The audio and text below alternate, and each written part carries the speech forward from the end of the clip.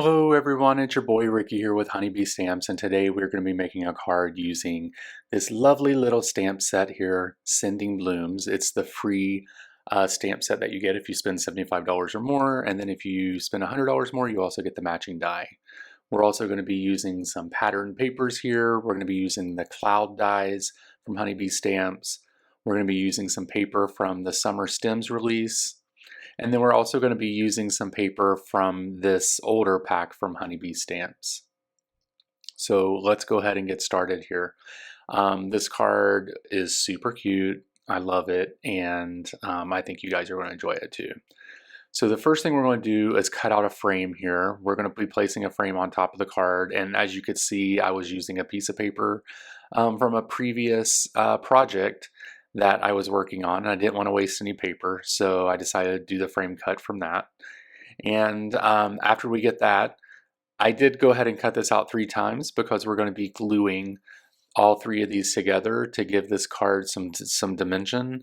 And one good way of doing that is just gluing all of these frame dies together so that it just sticks up a little bit off the card.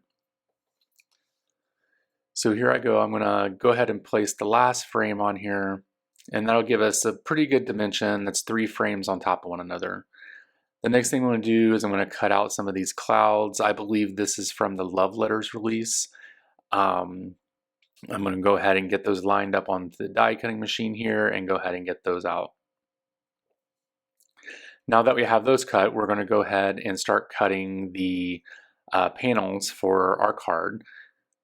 So I'm cutting this at 4 by 5 1/4 because I want there to be a white frame around the card here. And then I also did the same for this little flower piece to make sure that it was going to fit and all that great stuff. Here I did a sliver of a dark green cardstock just so that there's a separation between the flowers and the plaid. And it gave it like a natural like grass line or hill line. So now what I'm going to do is go ahead and get this line glued down to the plaid cardstock here. And I placed my scissors that way so I would know exactly where to put it onto the card here. So I'm using my tweezers, my Honeybee Stamps tweezers, to go ahead and lay that down, and then I'm going to go ahead and glue the flowers down as well. And now that we have all that glued down, we're going to cut off the extra pieces, and there we have the front of the card, the panel.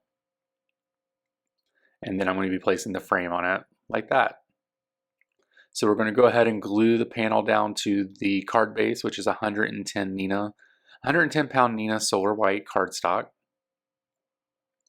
And we'll go ahead and get that down. The head didn't show up, but it's still even. How did that even work? Here I am just trying to figure out where I want the clouds to be on the card here. And now I'm going to go ahead and get the little girl stamped out along with the sentiments as well. I decided to go ahead and just cut out all the sentiments at one time, just so that I could have them.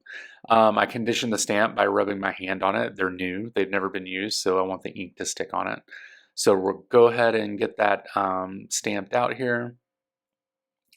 And then we're going to just do a little bit of Copic coloring. But first we are going to cut out the sentiments here. And now that those are out, we're going to go ahead and do some Copic coloring. I just decided to show you a few things that I colored here. This is colored at 16 times the rate that I actually colored it at.